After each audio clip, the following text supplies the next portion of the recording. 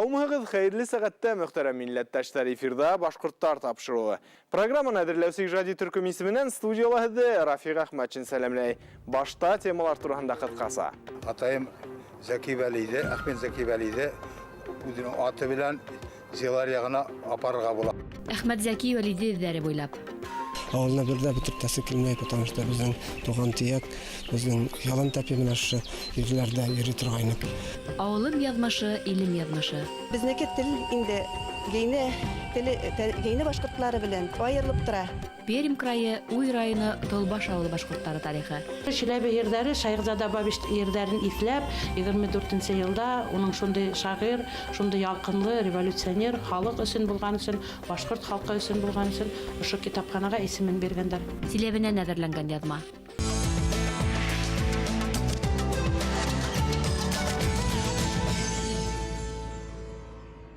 Иенсура районының Сиргул Ибрай ауылдары халқы қатырында китаптарда язылмаған мәгълүматтар хақлана. Башқұрт елетіп янып яшәгән сәясмән Галим Ахмет Зәки Вәлиди біздің ауыл аша үтіп йөргән тыюлар. Бұл хақта урындағы халық белһәле репрессия елдарында Совет усырында һөйләп бармаган. Кайбер хатирәләр онытылган да біздің ижади төркем Ахмет Зәки Вәлиди эзләре буйлап сәфәр кылды.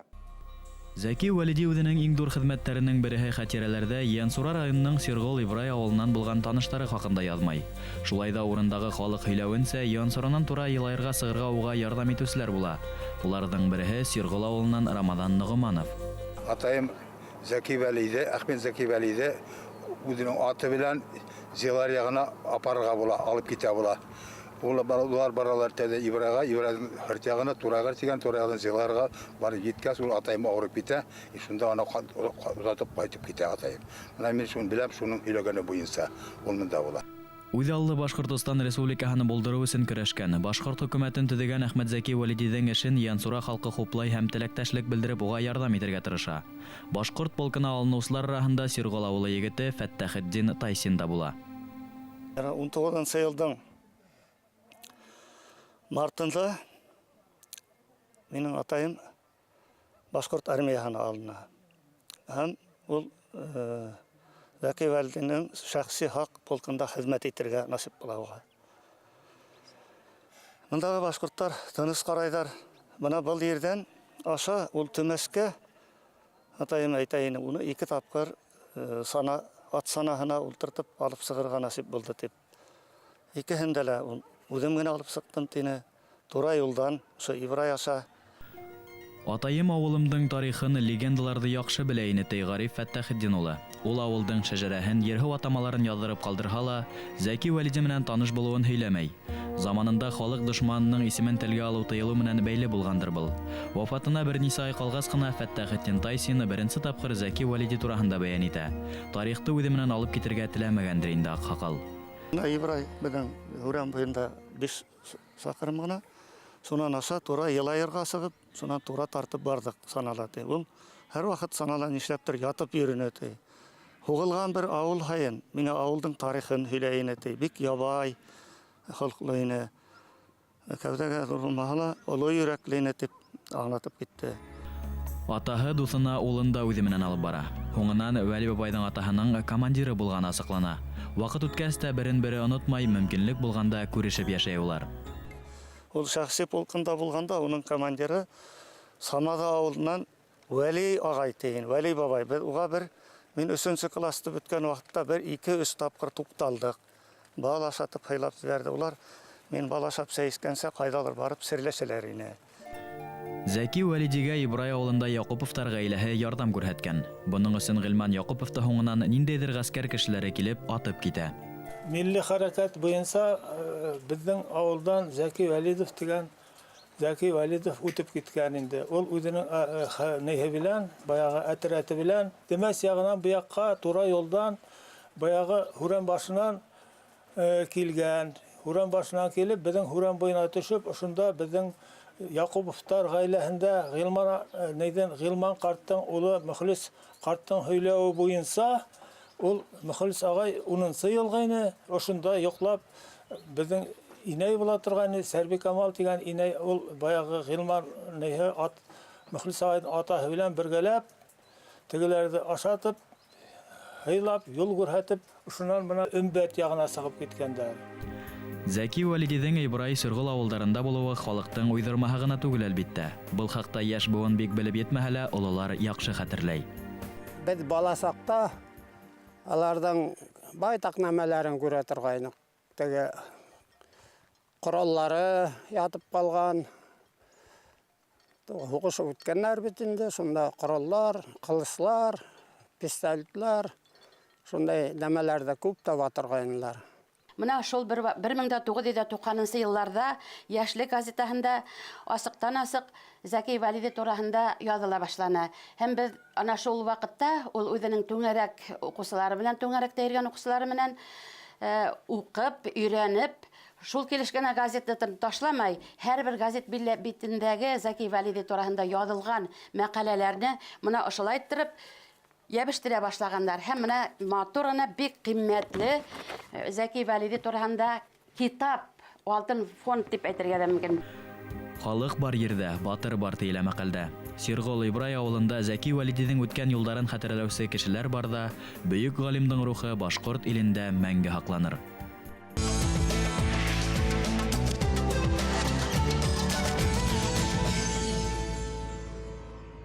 Граждандар һуғышынан һуң илдә аслыҡ башлана. Башҡортостандан ғына миллионлаған кешенең ғүмере өҙөлә. Халыҡ афәттән ҡотолоуҙың төрлө юлдарын эҙләй башлай. Асҡын районы Иҫке Ҡаҙансы ауылында йәшәүселәрҙең бер өлөшө күл буйына күсенергә ҡарар итә. Олы күл буйында улар балыҡ, емеш-еләк менән туҡланып иҫән ҡала. 1921 йылғы йоттан имен ағман ҡотолған Олы күл ауылы 21 быуатта яҡлауға һәм ярҙамға мохтаж. Тыуған ауылын ҡыйыуләне баҫһа ла, Рәсил Мөхәмәтйәнов ҡайҙа кемдең йорто торғанын яҡшы хәтерләй. Гөрләп торған ауылдың етемһерәп ҡалыуы уның күңелен әрнетә. Шул суғыш йылларынан соң безнең ауыл бик зур матур колхоз. Ул йылларда соңынан минең атай бригадир булып эшләде.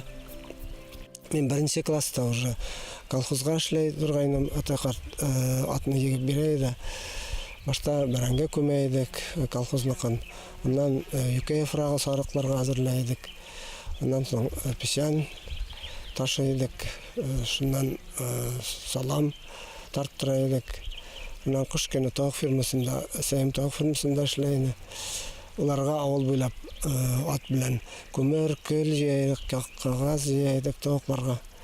Şulay belkidanlık işlep üstek avulda bizim avul bik gür kilip motor еді. Ауылның төбе ішінде құртбақша бар еді, колхозныққа. Мына бұл яқта темірлік, гараж, ана теге яқта тәгірбан, электростанция соңынан түзілділер 63 жылына, 68 жылына промышленная электроэнергия келді. Ол жылларда ауылда 500-ден ашу мал қарайлары.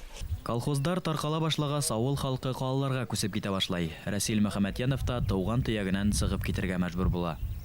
Армиядан ҡайтҡанда уҡ институтҡа уҡырға инермен дип ҡайтҡайным инде. Мин ҡайтыуға менән безнең нигеҙ йорт янғайны. Мин 14 майда ҡайттым, 5 майда янғаны. Шуға атайға эшләп, ауылда мында механик булып эшләп ярты йыл. Шундан соң дальше уҡырға кәрәк булғас, мин Екатеринбургка киттем. Анда совхоз институтҡа уҡырға кереп, яңынан мин 1-нче тапҡыр районға ҡайтып, үземнең туған яҡҡа эшләсе килеп, эш сорап ҡараным. Но миңә достойный эш бирмәнеләр ул ваҡытта. Шунан мин менә нефтяникларға, коммунальное хозяйство, начальник управления, башта сантехниктан башландым инде. 3 йылдан соң мине мастерын итеп ҡуйҙылар, ундан соң прораб. Башҡортостандан йыраҡҡа китмәй ул. Ғәйнә башҡорттары еренә һыйына. Ҡайпандарҙың күршеһе ғәйнәләрҙең милли мәнфәғәте өсөн эшләй башлай.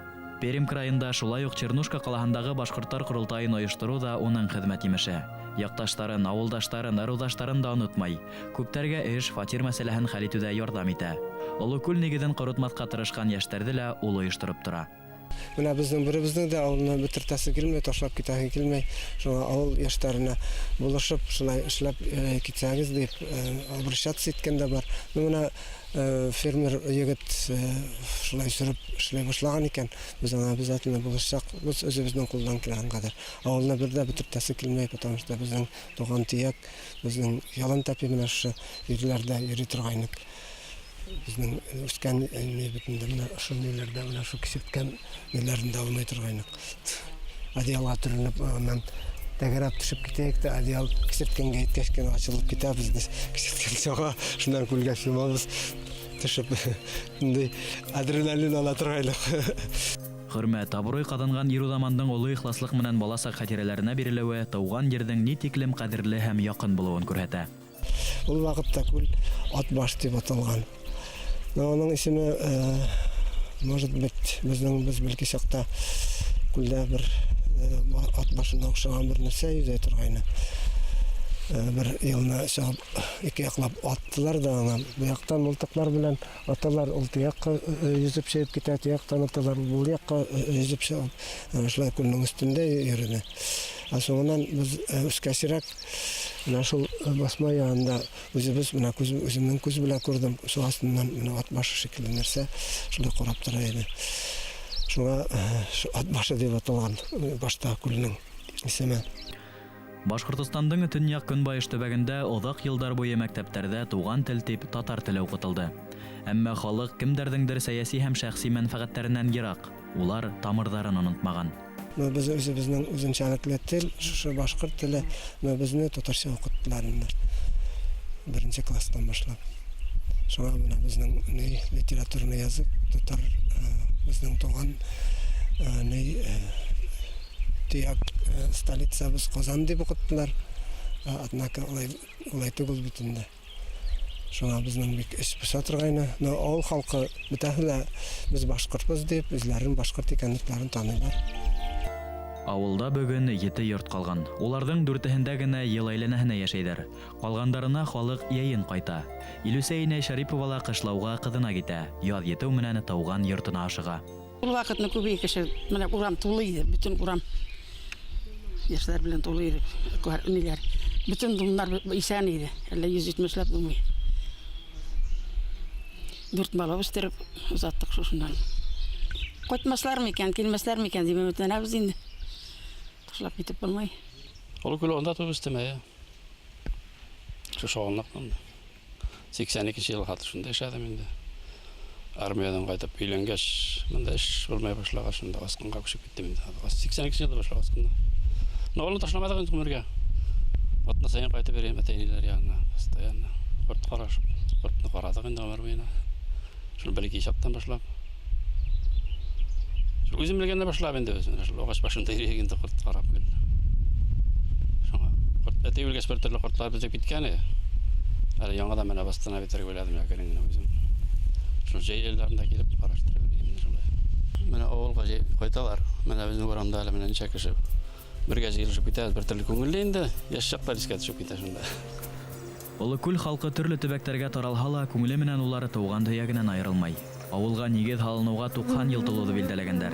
Унда 500-гә тиклем кеше йыелган. Авылыбыз тарихы бер буат менән генә сикләнмәс дигән ышаныс менән яшәй улар.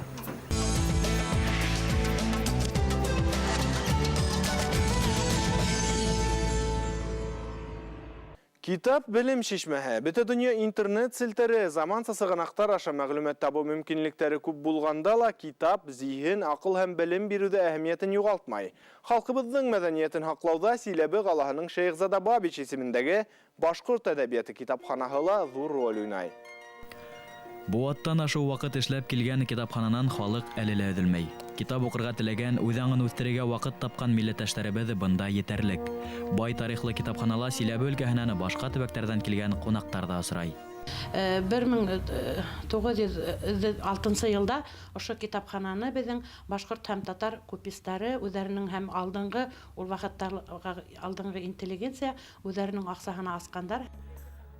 Шул дәүрдән алып өс урынга күсә китапхана. 1924 елда уга бөек шагыйрь Шәйхзада Бабич исемен бирелә.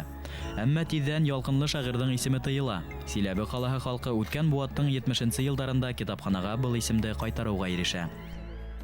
Был Силәбе ердәрендә Шәйхзада Бабичтың эзләре калган.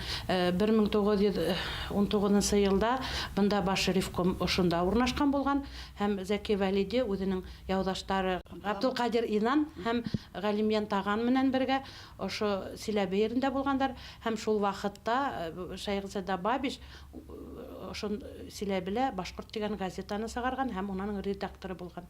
Аннан һуң алар төрле борылыштар, төрле бодылыштар булып киткән вакытта улар киткәндәр Башкортстанга, Темес ягына һәм ана шунда Шәйхзада Бабич бит инде Теместән Маракка китеп барганда фаҗигале вафат булган һәм безнең ошо Чиләбе ердәре Шәйхзада Бабич ердәрен исләп 24 елда уның шундый шагыйрь, шундый ялкынлы революционер, халык өчен булган өчен, башкорт халкы өчен булган өчен ошо китапханага исемен биргәннәр. Революция осырында бында милли оешмалар үзләренең йыелыштарын үткәргән, төрле листовкалар бастырылган. Узган буаттың 2нче елларында китапхана кыйыгы астында тәүдә Силәбе башкортларының милли үзәге, һуңыннан өлкә башкортлары корылтайы барлыкка килгән. Китапханала төрле әдәби түңәрәктәр дә эшләп килә. Был безнең китап күргәзмәһе әдәби түңәрәктең 50 еллыгына арнап эшләнгән. Әдәби түңәрәк 1962 елда безнең библиотекала әдәби түңәрәк кенә булып эшләй башлаган. 1964 елда инде әдәби берекмәгә әверелгән тәүге оештыручыларның берсе булып Рамазан Шагалиев тора инде. Барлыкка килгәненнән алып берекмә Силәбе ерлегеннән башкорт әдәбиятына күп кенә яңа исемдәр, китаптар бүләк итте. Безнең гаиләлә тормыштан без башкорт сөйдәшәйник, әсәятай һәм менә гаиләле дип әйтерим, потому что элегелектән атай-әсәй башкортча журналдарын выписывать дип, уже как бы даже мәктәптә өйрәтмәһәләр дә, ул вакытта мәктәптә булманы безнең. Ундай класстар да, факультативный да булманы. Менә әсәем укыйны башкортчадан, без уже карап, все равно как бы укый белмәһәк тә тыңдап утырып, хәрефләрне күреп, уже бәләкәй сактан өйрәндек. Ялкынлы шагыйрь Шәйхзада Бабич исемен йөрткән китапханала бердәм һәм иҗади эшләгән коллектив тупланган. Шагыйрьнең тыуган еренә лә экспедиция оештырган улар. Силәбе ул борынгы башкорт йөре бит инде. Сынап та монда асаба башкорттар, рухлы башкорттар яшәйдәр. Олыны олы итеп беләләр, кесене кесе итеп беләләр инде. Үзләренең телләрен хаклап, үзләренең мәдәниятен хаклап, карга, бутка, кәкүк, сәй, һабан туйдар үткәреп, менә бирешмәй, шундый үзләрен телләрен онытмай яшәгән шәп башкорттар яшәй бу якта. Шәйхзада Бабич исемендәге башкорт татар әдәбияты китапханаһы артабанда үзенең бурыстарын үтәп, милләттәшләрне рухландыру йолаһын дәвам итер дип ышанабыз.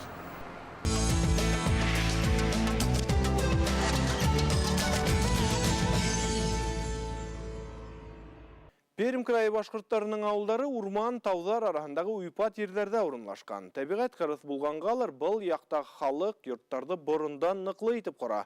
Көн итмешелә табигатькә якын, үзләреле тыныс һәм сабыр холыклы, ысын ер кешеһе улар. Толбаш крайның Уй районындагы бердән-бер башкорт авылы. Был авылга нигез салыну вакыты асык кына билдәле түгел. Кайһы бер сыганактарга караганда халык бында 25 еллык батша армиясыннан рекордлыктан касып килгән дигән мәгълүмат бар. Эңгелегендә монда накай урман булган, шунда тау баштагына ачык булган да килеп утырганнар. Ураз карт, Амай картлар, Арис картлар. Алар арчып авылны ясаганнар инде. Монда шуның өчен килгәннәр, җылгалар, шишмәләр якын өчен монда килеп урнашканнар алар. Безнең авылның үзебезнең авылны biz башкорт авылы дип саныйбыз. Шуның өчен монда исәпләү булган чакта 98% авылда башкортлар булып саналдык. Безнең авылның әйтемнәр буенча легенда дип саныйбыз инде үзебезчә. Башкириядан 25 ел хезмәттән качып килгәннәр 3 туган абыйлар, абыйлы-энеләр. Ул аларның исеме булган Арисов, Амайбай, Уразбай. Арисбай, Амайбай, Уразбай булганнар. Хәзер безнең фамилияләр дә шуннан килеп чыккан. Арисов, Уразбаев, Амаевлар. Менә бик күп алар бездә. Толбаш авылы Тол елгаһы башында ултыра. Тол түбәнендә гайнәләр яшәй. Безнеке тел инде гейне башкортлары белән аерылып тора. Диалектлар да безнең үзебезчә, аларныкы үзләречә. Алар сөйлиләр кию, бузу, яфрак, мөшәйнә торган яфрагын алар япрак дип сөйләшәләр. Бәрәңгене без әйтәбез кәртүк дип, алар әйтәләр картуп дип. Бынан 1 ел элек Толбашта башкорт халык үҙәге оештырылган, мәсет асылган, клуб ремонтланган. Быел беренче мәртәбә Сабан туйлары белән бергә шәҗәрә бәйрәмендә үткәрдек. Бик әйбәт, бик матур булып чыкты ул. Төрле яктан кеше халык бик күбие. Күрсеннәр, безне онытмасыннар диеп, инде башкортларны күрсеннәр, бунда да башкортлар яшиләр имеш дип белсеннәр диеп. Башта бик нык начар булган ие, безне белмиләр, ишетмиләр, күрмиләр ие. Хәзер инде кеше белә, күрә башлады инде. Үзе бездә тырышабыз инде шуны югалтмаска.